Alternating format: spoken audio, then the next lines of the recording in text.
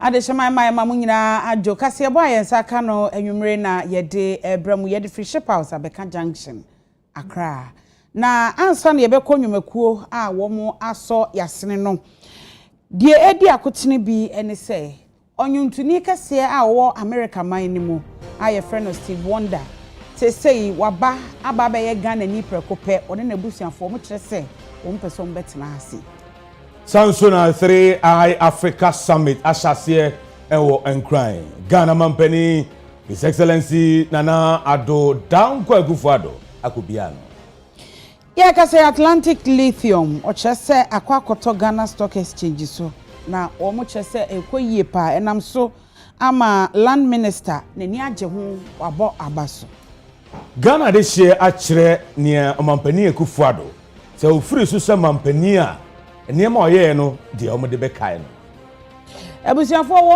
wo mo kidney yare no wo mo kasa o dialysis machine no wo koda so no sese yasa tum wo mo chese akoduru 491 Ghana cedis nti wo mo a no mo nim no wo koduru ho no na e wo se wo mo sa kopa bi so nye sa de a ene wo ma ye hwirenhwiren e wo sa ensemi ho yere mbekọ kura ye fe no amoma no eben kintampo adehye ho kyerese wo mo akwan enkoyie kura na nama ensentofo nhyiemu de ato aban nanim se aban yomo ansana afia bato no adruso ensempi kan ho ne de bremo kasebo yi emu enyumako bi adaroma aye desewe chocolate drink do here and you share special ice mineral water special drinks or of five here we are special ntipebi enom Best Point Savings and Loans Limited your banker Ghana we are seeing na jiatumu dial star 277 hash now the bank no any south so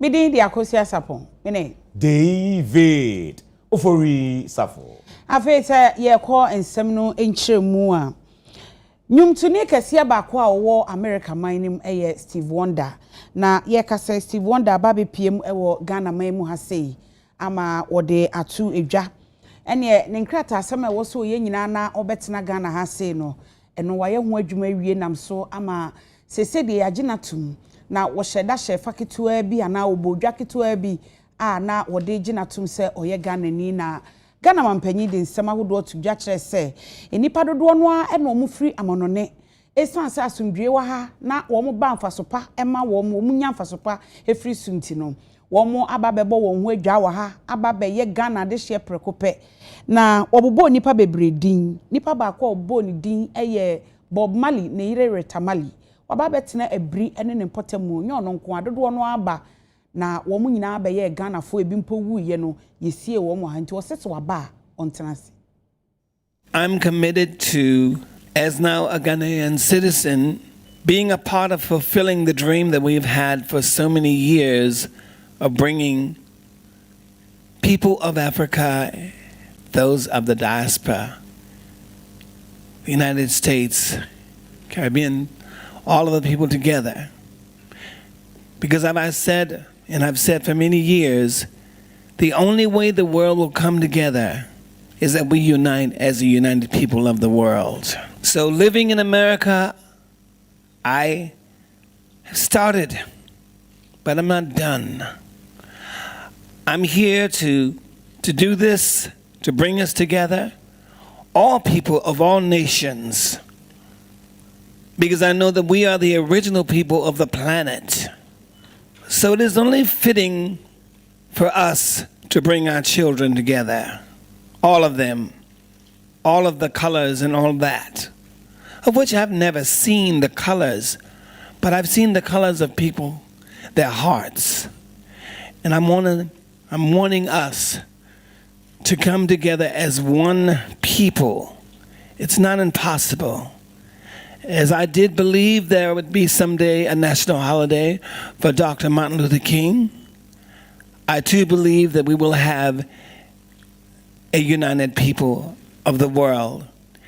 Mr. President, I thank you for your heart, for understanding that the only way that the world can move forward is that we come together as one piece to do so. In conferring Ghanaian citizenship upon Stevie Wonder, We not only extend our warmest embrace to a beloved son of Africa, but also reaffirm our belief in the enduring spirit of Pan-Africanism and the global African family, and the boundless potential of our continent and all its descendants.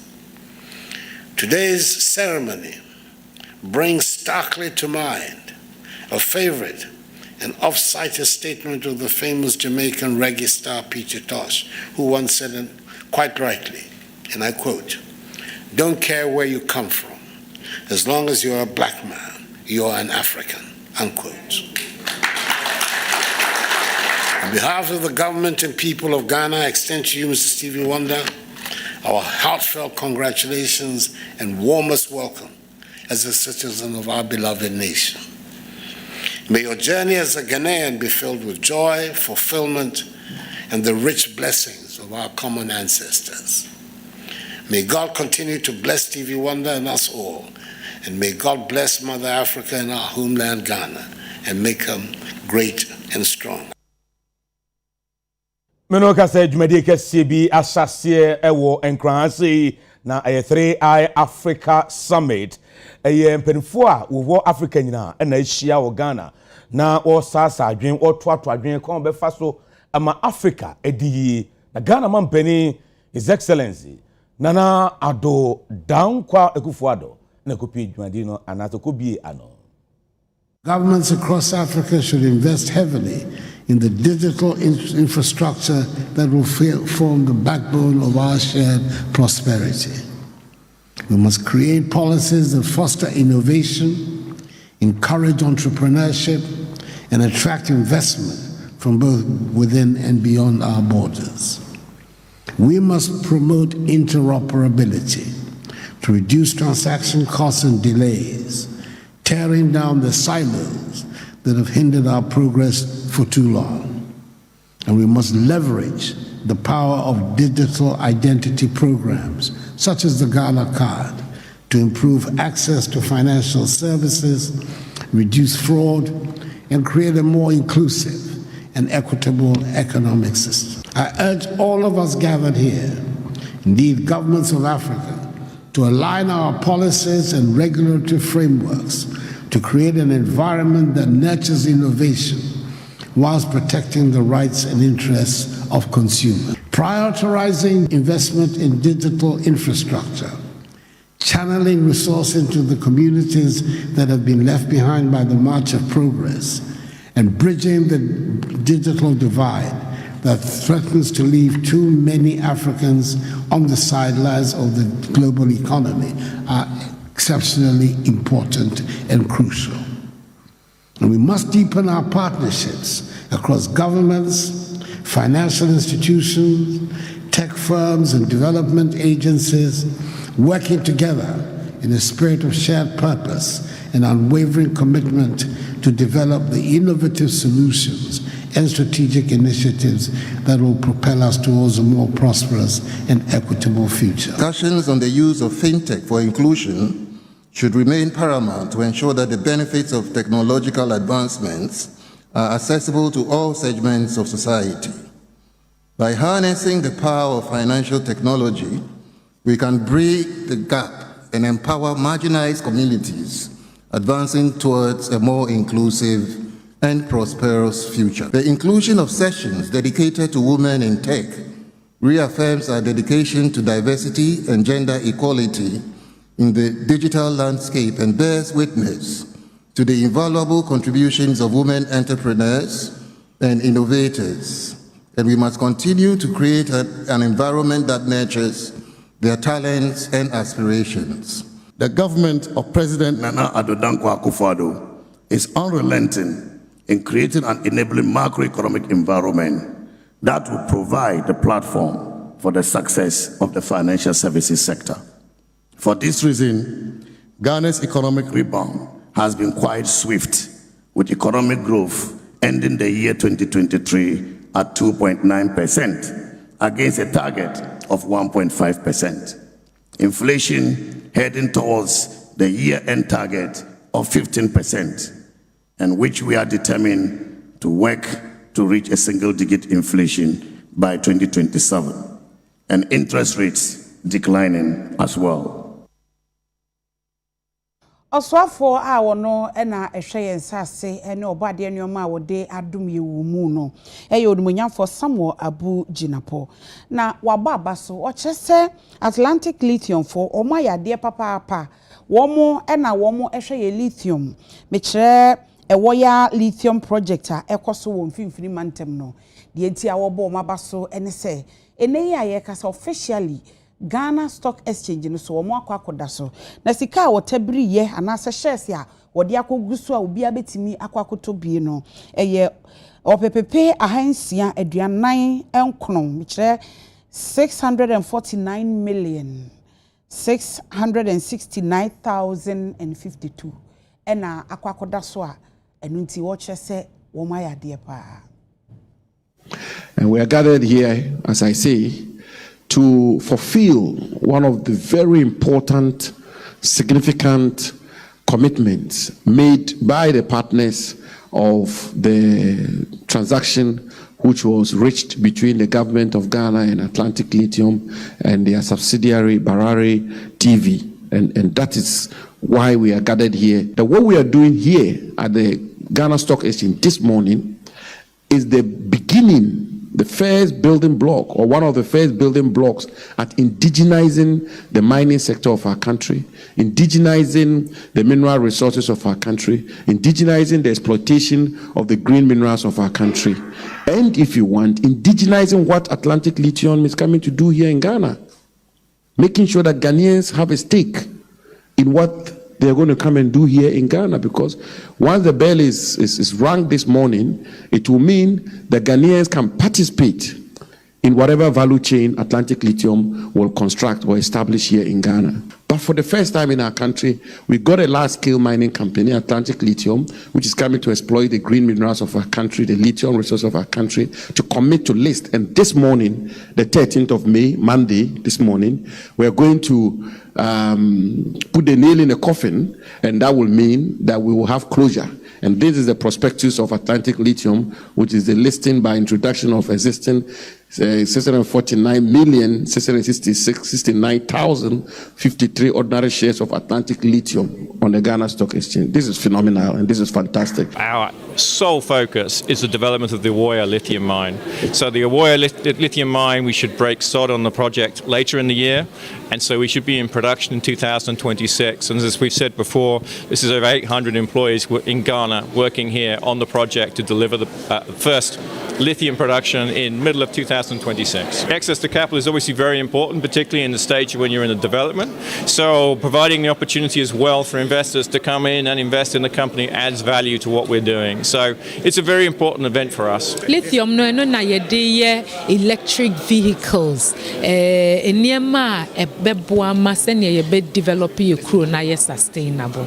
Nti ho hia pa se Ghana for beto omo boase no mate se ne minerals si ase chire ene se ekwan a ye fa so de make sika wo mineral bi mo say nti Atlantic Lithium eno ne first lithium company wo West Africa kwa ye listed was stock exchange bia ye trinkwa se Ghana no muhu sa lithium ye trinkwa se Ghana ena companies say wa listed was nti wo sika kakra na odi esie na wo pesa wo lithium ase o hwe se ne onso do sika ne be hie bia be make sika mawa and dem fa so be investment ene na wahwe na oni wa advisors akasa na bia wato Atlantic Lithium shares nso kakra. We've been working at this for the past almost 20 months now, and the crux of what we have to get for Ghanaians is to localize value as much as possible, is to ensure that we invest in the value chain,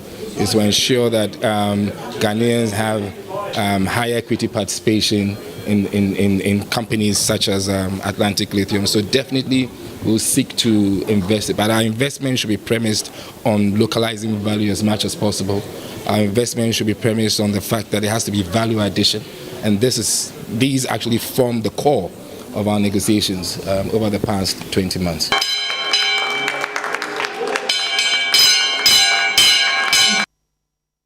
Yademo eko zoom line ojumakuo no asuyeye Benoka say Omakusi solid waste recycling plant.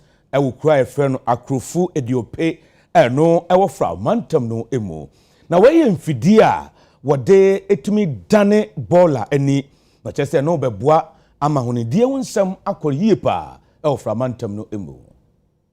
Dr. Joseph Sianre Japan echechere nsemu achire no ochire mu say integrated recycling and compost plant we no omo abia no ewe krofu edupe no wo fra mantem water region no ni nyina no beboa ama efia hodo wa adokoro omanjasema Ghana no nyina no yetimi asonsonso na yede aboa nso ama emontene so ate na we no wochire mu a wose wo mo ede akwakoto medical waste plant no emu a ni nyina no ebetimi aboa madwumadie ensem so efa efi ene se de ebekora no na yetimi aye ne nyamfa so pade frimu no ebema no edi mu pa na wose we no eye mampani na adodanko akufo na na montuo bi a otu ye ehwe se obetimi ayeye sa waste plant bi ewo mantama hodo dunsia ewo mfempene ne aduonu emu nti ode asobo fom se wo mo enhye ebi ase emfa mema mantamu ni nyina entiemu baako ena sabre wo mo wi a wo mo ebie anoin. In the year 2020, government of Ghana signed onto the carbon trading agreement with the Switzerland government under the Article 6 of the Paris Agreement. Based on this agreement, Jospon at COP28 in Dubai, in collaboration with the Ministry of Sanitation and Water Resources, on 4th December received the first authorization signed by the government of Ghana, pioneering methane diversion initiative. And this, in fact, yielded the company 1.56 million metric tons of CO2 carbon returns, which in value terms is about $20 million. So currently, when you see the waste on the ground, it has no value. Once this plant is commissioned, it's signed on onto the carbon market.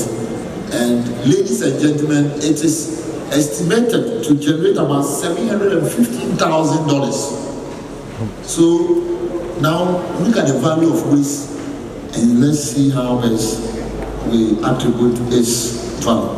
Plays a crucial role in environmental sustainability and offers numerous benefits to the community and the environment, including resource conservation.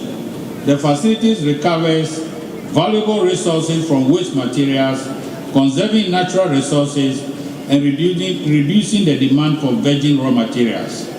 In conserving resources, we also preserve habitats and help mitigate environmental degradation associated with resource extraction.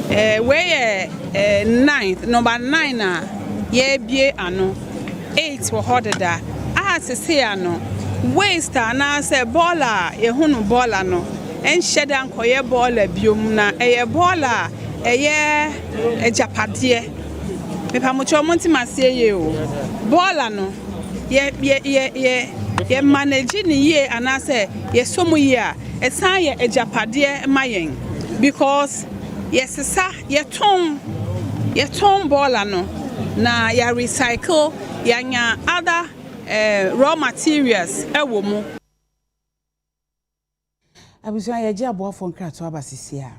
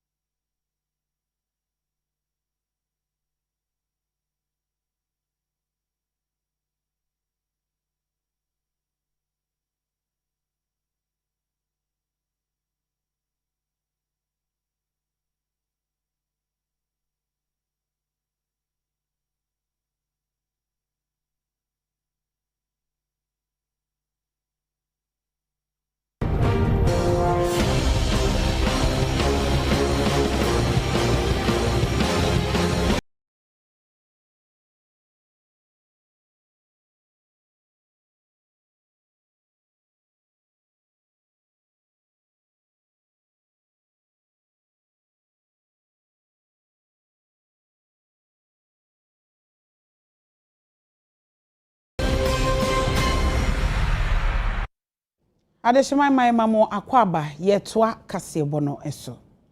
Yetoa kasebo no so de akọ renal department a eno ewo Kolebu. Na ebusuafo ye ka renal department ho no a na ye ka de atoso se won mo a omo anya kidney no ewo haw na okoda dialysis so. Ene ya ye ka sei omo kire se yatum. Na nsen se ebeto odwa na ye ka ho asem a baby ebeduru ye no na ye kasa. Na ya sa atum de na kyese ha adwene. Ye kwa homa no so na ye ni orabafo Kojo Ahenkra edi nkomo. Oye president Emma Renal Patients Association of Ghana. Ye ni omo eni nkomo na ye misa se yatum ko sei.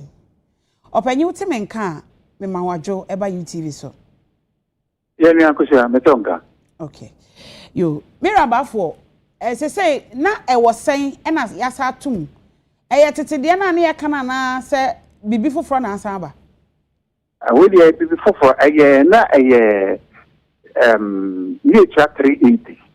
Sisi na mo dey call 491.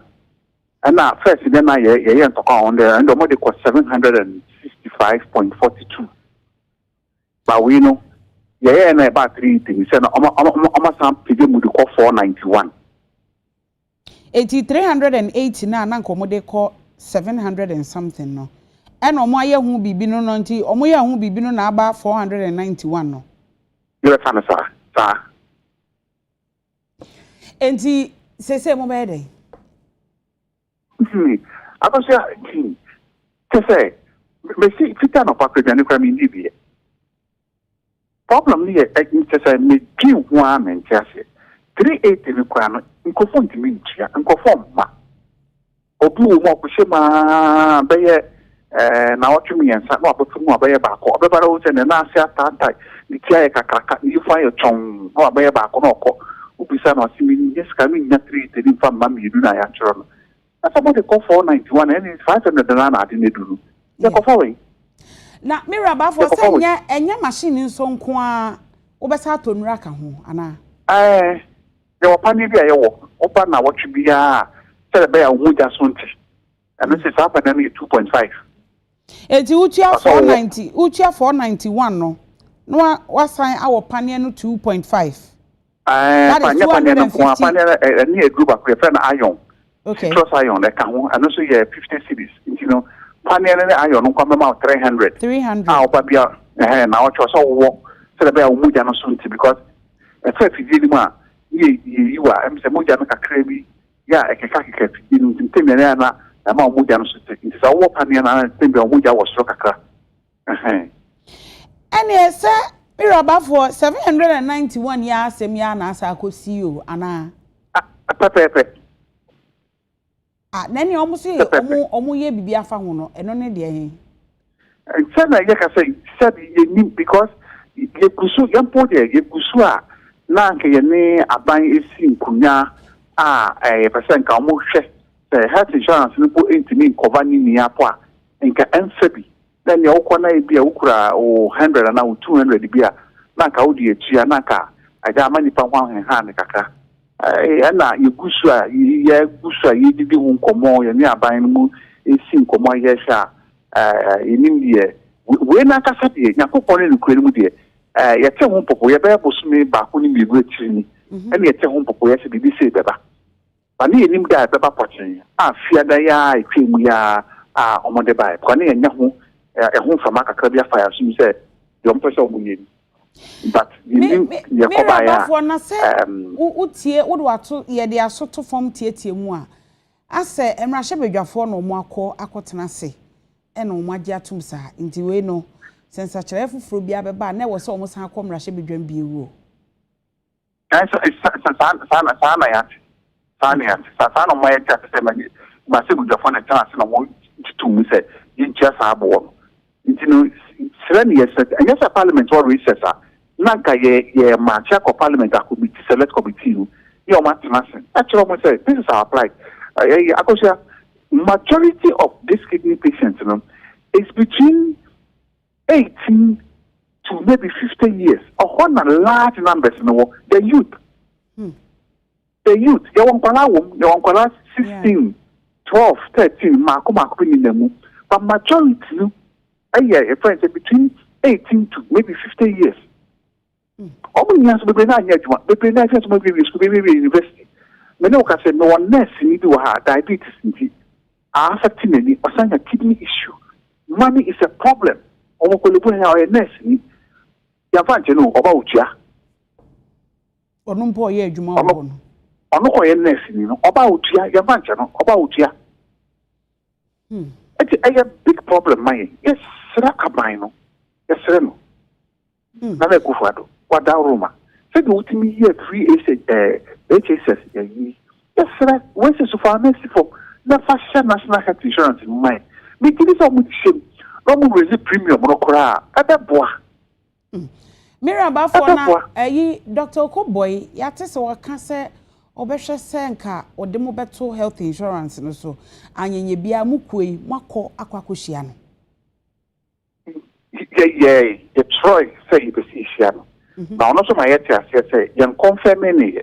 Yeah. Even though what count once some no national health insurance call count once. Yeah. But call ministry of the ministry yan confirm any. Okay. You know the director can say yan confirm na say you buy national or can be it's made the woman. China near can say the parliament a banner or more complement and I can you say a connoisseur in a continent or not the some of what any or can say it's possible to say national insurance with Nakoba. The new government want to do that with Nakoba. If you say you say you do but a ban could promise here a hard thing. Many can say and then you can do and a pair of mobile. Because you don't have the 491. It's a man, coffee. Because they were not looking good at all. Miraba for now can say almost say omunidi. Wakra can say unidi ye. E basa no na se wan koda so a unnu nsuo unidi said ye be ya ebema umu ayedu. Eno no Ba choka sa. That's what the question is. Na me bisa say ye hwe ensam na ye titini bia me no efiti nkomo yase no ka se ukra unidi ye kire se usuro se ubedidi na umu be yedu ebuo ni nti eno no eya na e kire sen se unu se se bi ka frache unya kidney issue ya o junso asabi ni ba desini junso no mapapa unya mapapa. Okay. Ibi sukura de makura ajoko de fidilo so nti wo SS fluid na nso na wo mu na kasabi nka be ya Johnson no eya na gidi na wo mu udidi so a udidi be a kidney no se aduane no nyani nia na eye papa iti a eye papa nti ka kidney ye adwuma eyi de anye na kasabi akogu bebi na ka bia uja wonan a ija ye na all right but ya na de heart nke se ne nsuo no. Okay. Bon, the Musa na Aframujano. Intimate said, a pastor when you come back so now untimin koya. Won't know when you move on answer partai. When know there, no I check what I want to mean that. When you go to Sana, the action. Until say, yes, and I told this can anyone did you then so come out the cafe to go willing. No, what baby at because we didn't have in this carbacol. Miraba for nyamiadom efiada emrahye bedwafo be kwa asetena mo wo plans bi say mo be kono makohia committee na you can see a koshia mo by I just one day sitting pe and speaker from purposely for BB into try I lobby after say BB me on make my audience be 1 or 2 hours be no man tenase kunya I at the aftermath to women because you say Fiara no much just one decision. Almost said in my fully say parliament there is no mobile. You say you do many you do with myself.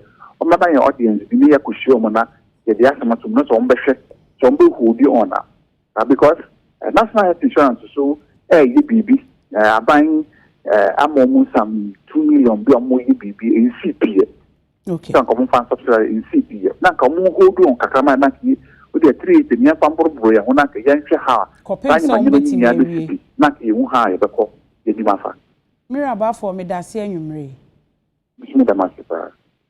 Abusianfo panyina ya ne kasa ye eye owura bafo kojo ahenkra president ya ono na eda Renal Patients Association Ghana ano na ye ne no ekasa ye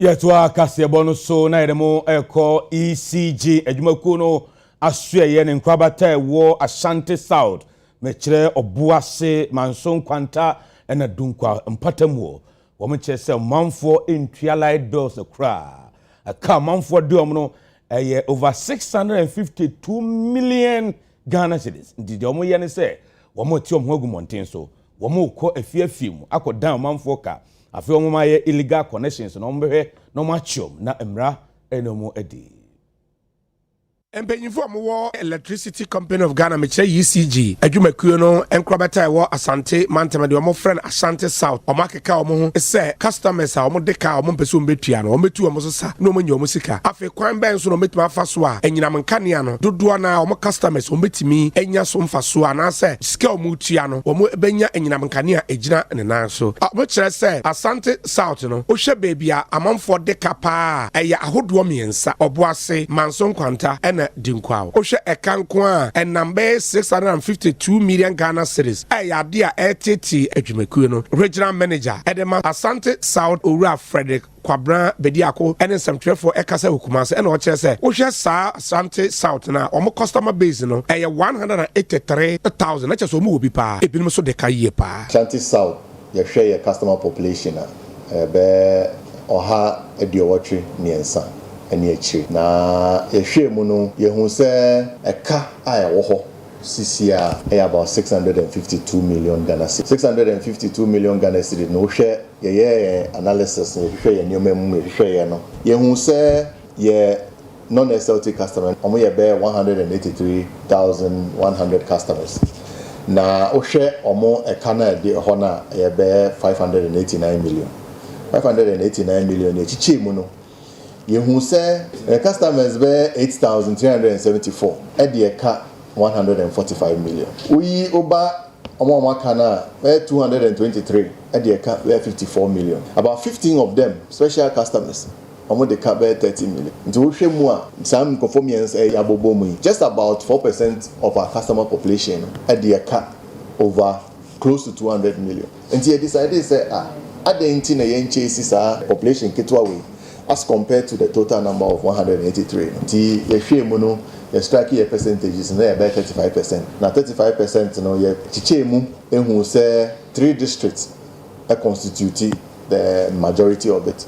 Eye Obuasi, Manson Kwanta and Dunkwa. And he decided say ye be put up a project team. The project team no kan nyina bomwa ye be 15 na ya adwuma ewo various districts nim yetimi screening about 800 customers any actually out of the 800 customers any actually no yenya various categories of debtors the year fix the bill no the total nyina about 9 million which means no 9 million no a big crown poor na be 1 million per and a year estimate bill also customers tia enti na in a nutshell no ke ya no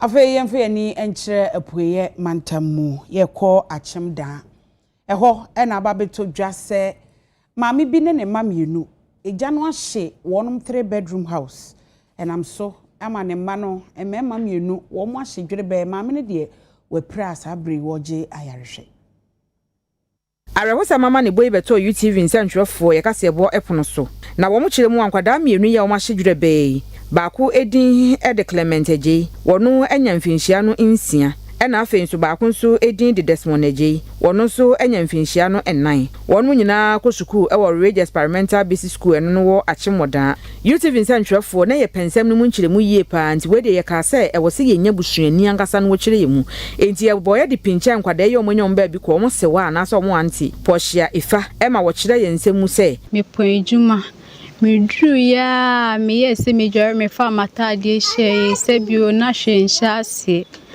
na ye wode ma na me papa mpo de na wada and what see so be friend no say anaju say into ofa ye pene ye ni nua keto wa kra and o say bra what ya say ma si no see aden no su eja na ato ye fie ho no say na bansin to no po ade wa ja phone so anka say nwi na fa ni ka bi hye na ntoma na bo na se no de na tare egu ni kom no dia me ka na se na me ka se no odu ho we de pempenifo a chow ye din satun sayem se pempenifo so mbeboa ye isi edu ho chebrem ye dan ni nyina hye bebi e bedampo edi etibesu ye ni ye dan nyina hye ye nuoma egumu nyina hye ye mpo de anka nuoma ne hu hia se anka nkola ne mpo nipa nkwa na nsu ye nya ene nkola ne nyina ne nipa ne nyina nuoma ne nyina hye nti esire mpenifo so mbeboa ye kakra bi ombe ye de aboa de esire omopo mo chowa akotoje fugu fom eno akire ne ne dansini ba ko eno no eye Sister Mary Brew etwetwe enkomo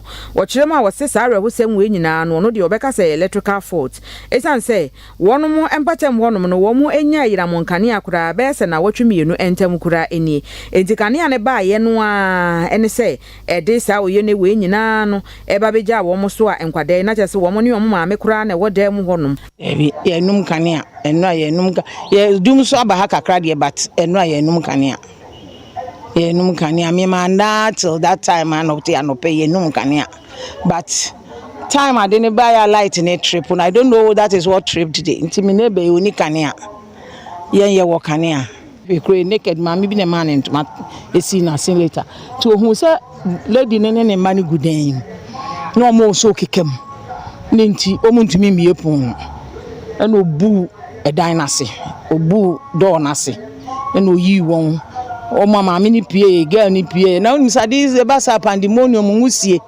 na weja ni matu the two younger ones weja won boys ti afi no oka na meja me manu ho yesu se ni eja na ye ho ye ntumi nkom obi afi obi anku nipa ba ye ntumi nkom ene eja na hye won a day later na fire service buy.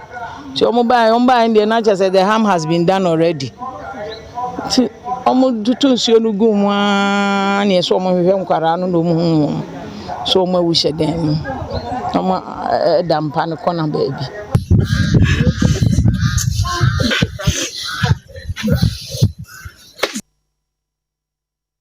Yeremo eko kasoa ene mpatamu na ene ensu brane nsu ano den pa ato ewon krane ne mpatamu ne nya nte se uko kasoa kakraba ne mpatamu a omamfo ne madodo na ase omamfo dwapade asai Jacob Kubi ahonfe ewo kasoa ne mpatamu minwa ahonfe madwe nso bongo yo boemu ene nsu etoy no ede na esi wo kasoa ne mpatamu yo minu ka se de nsu eto eye ene enyime die anu ye din papa yi na so be pie mu wo eye kaso promete a be se busum ensie ni na me be tu ja se eye promete bia eye omo bridge no ewo no bridge no kese na ebu sa no mpenifo ye ne se anka omo ye na yenim de koba ye na mo ja bridge no mu edisi ho mu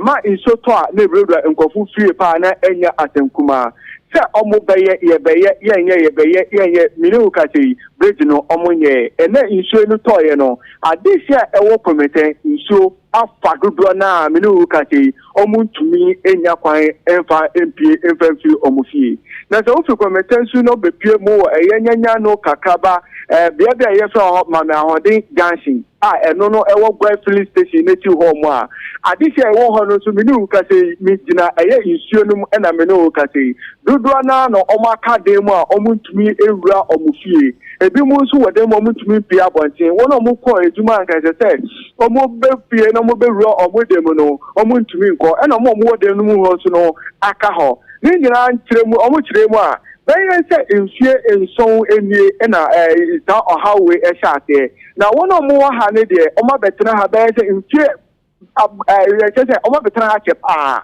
na panin bi abesi dan bi ɛwɔ ɛyɛ beebi a ɛwɔ mene ntiɛ a megyina ha a wohwɛ mmiɛnsa nifa so a ɛno nkopie mu wɔnyanya no highway ni mu kwan no ne fa abrɔke ɛno yɛ obi a we see ne dan e wo kwan ni mu a me no ka say nsuo no kwa na akọbọ wọ no ebo wọ ne sa na ejai na ebo dan na standard a na asan akọwura nkọfo a ọmọ mantemu ha nyina ọmọ demu me no ka say dan no da so esi ho mu a nsuo no ekopem na aba na chi ekopem na aba na chi ewura nkọfo fie na dodo no nso na aka bonten ọmọ chire mu a be say mfemi esene no mo de kọto ononyamo Solomon da akụkọ ama ọnụ ye DP ya wo eye Goma East aba crash penny enim e ma no frɛ ọmụ afanu mienu ni nyina e ma ọmụ kwasa mre ho kọtena afe e ma ọmụ ye ne sɛ dan na nkasa esi hɔ ne de ọmụ ntumi gunu ne mom ne wo na aba kwan na esi kwan no eno na nka ọmụ hwɛ no ọmụ efiri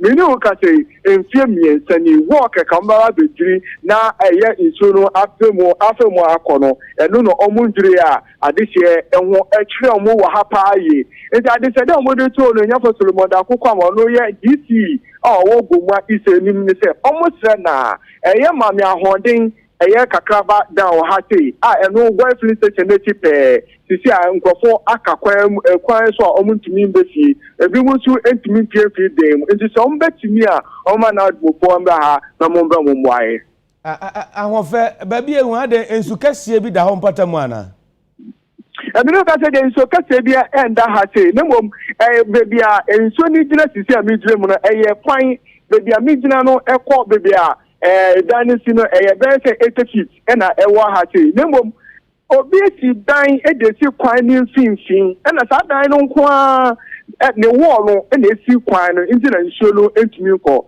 that yi sa wall no free hop na tete be mi gira he nsuo no free ha be ko gu gata na ewo nyanya no road no main gata na da ho mo na nsuo to wa efemu ko no ho na nsuo be ko kofa nti nemom that wall no mo esi wa ha ntimi nsuo no ntumi enya kwan embesi enkonko gu gata nim ade o mabusa wall no na mo kire mu se be se nkenso ni ade we e sha te se ha omo na nche miensa ni omo kotena eye BC no ho mo omo ni echewura ni nyina na ekọ meeting na omo ye ne se omba bebu wall no na ncho ne enya kwan e de akọgu eye kwan no mu mini ukati se tena anase ne no mo beba wall no da so esi ho na adisia na e wo ha no so ebre be ma ho fe ye be da ase yo observe ncho ni Jacob Kubi ahofe no de sa report no fika so ampatemu ebre kwa me se nsu afawda ekwa de omo komu no obeti ase pa na nsu yi beto idie ene obi an lesi obi abompa ese me nsu nkra ento anton so a enye yi ebusia ye gina so age aboafo nkra to aba